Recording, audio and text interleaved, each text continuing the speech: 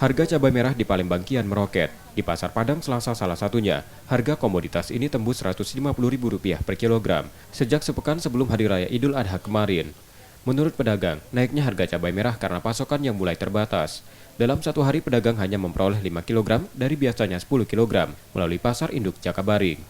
Pedagang mengakui, meski harga cabai merah tinggi, namun tren penjualannya stabil jelang dan saat Idul Adha, yang mayoritas digunakan untuk kebutuhan rumah tangga.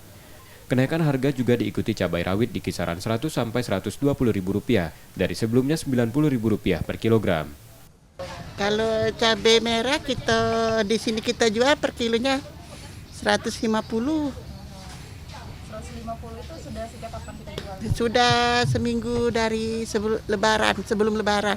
Ini cabai merah. Kalau jual cabai ini bergoyor lah.